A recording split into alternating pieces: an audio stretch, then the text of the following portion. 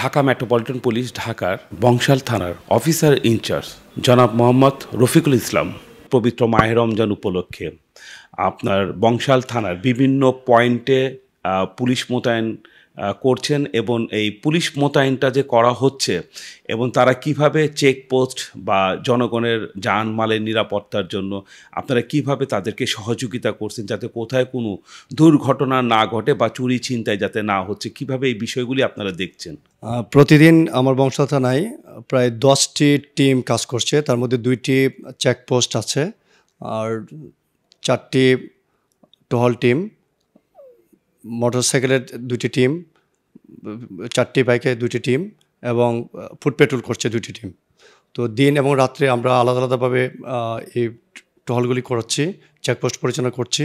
ইনশাল্লাহ আমাদের এখানে এই পর্যন্ত কোনো দুর্ঘটনা ঘটে নাই। বংশাল থানার বিভিন্ন পয়েন্টে কি পুলিশ মোতায়েন করা হয়েছে এবং আপনারা কি পয়েন্টগুলি যে রাখা হয়েছে জনগণের কি জানমালের নিরাপত্তা কি সঠিকভাবে আপনারা দিতে পারছেন বা চেকপোস্ট করা হচ্ছে? বিভিন্ন জায়গায় দুর্ঘটনা ঘটছে, আপনার থানাতে কেমন এই ধরনের কোনো দুর্ঘটনা ঘটছে বা আছে? আমার বংশাল থানায় প্রতিদিন সকাল থেকে সন্ধ্যা পর্যন্ত 2টি এবং সন্ধ্যা থেকে ভোর রাত পর্যন্ত 2টি, মোট 4টি চেকপোস্ট পরিচালনা করছি। এই 4টি চেকপোস্টে আমরা সন্দেহভাজন লোকজন সহ সন্দেহভাজন গাড়ি চেক করছি, তাদেরকে জিজ্ঞাসাবাদ করছি। যদি কাউকে আমাদের সন্দেহ হয় তাৎক্ষণিক তাদেরকে আমরা আইনের আওতায় নিয়ে আসছি। ইনশাল্লাহ এ পর্যন্ত কোনো দুর্ঘটনা ঘটে নেই। আর এখানে চিন্তাপ্রবণ এলাকা, তারপরেও আমরা প্রতিনিয়ত যারা চিন্তায় করার সম্ভাবনা দেখছি প্রস্তুতি নিচ্ছে তাদেরকে গ্রেপ্তার করে জেল হাজতে পাঠাচ্ছি। চেকপোস্টের পাশাপাশি আমরা দিনে 4টি গাড়ি দিয়ে এবং রাত্রি 4টি, এই 8টি টহল টিম সার্বক্ষণিক আমাদের থানা এলাকায় টহল করছে। পাশাপাশি আমাদের আরও 2টি ফুট পেট্রোল এবং রাত্রেও 2টি ফুট পেট্রোল, 4টি ফুট পেট্রোল এবং দিনে 6টি মোটরসাইকেল, রাত্রে 6টি মোটরসাইকেল দিয়ে আমরা পুরো থানা এলাকা টহল করছি। ইনশাল্লাহ আমাদের এখানে কোনো দুর্ঘটনা এ পর্যন্ত ঘটেনি। বংশাল থানাটি হলো সবথেকে ব্যবসায়ী কেন্দ্র এবং এখানে কোটি কোটি টাকা লেনদেন হচ্ছে। আপনার এই বংশাল থানার বিভিন্ন মার্কেট আছে, সরকারি ব্যাংক আছে, বেসরকারি ব্যাংক আছে। এই ব্যাংকগুলি এবং মার্কেটগুলিতে নিরাপত্তা কীভাবে দিচ্ছেন আপনারা? এটি পুরাতন ঢাকার একটি ঐতিহ্যবাহী এলাকা, ব্যবসায়িক এলাকা। এখানে টহল টিমগুলি সার্বক্ষণিক তাদের ডিউটি চলমান রাখছে এবং টহল করছে, সন্দেহভাজন লোকজনকে জিজ্ঞাসাবাদ করছে। কোনো অপ্রীতিকর ঘটনা এ পর্যন্ত ঘটে নাই। আমি প্রতিটা আমাদের এলাকায় যে মার্কেটগুলি রয়েছে এবং ব্যাংকগুলি রয়েছে সেখানে আমাদের পুলিশ মোতায়েন রয়েছে, টহল টিমগুলি ডিউটি করছে।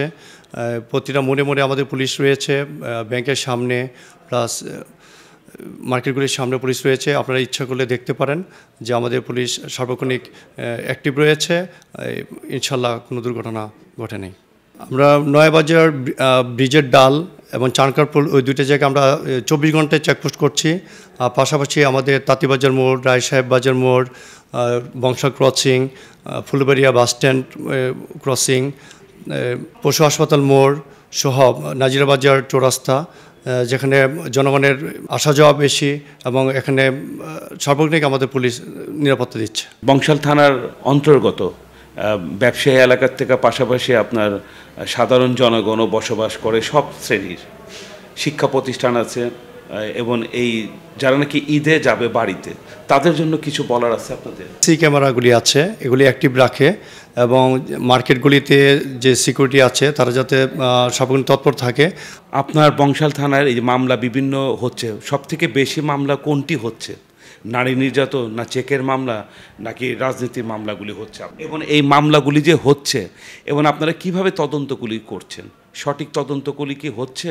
আমাদের রাজনৈতিক মামলা খুবই কম, পাশাপাশি মাদক মামলা আছে, চিন্তার চেষ্টা মামলাটা বেশি। আমরা কমিশনার মহোদয়ের নির্দেশে এবং ডিসি লালবাগ মহোদয়ের নির্দেশে আমরা চিন্তার যে চেষ্টা করা হচ্ছে তাৎক্ষণিক আমরা এদেরকে অ্যারেস্ট করে মামলা নিচ্ছি।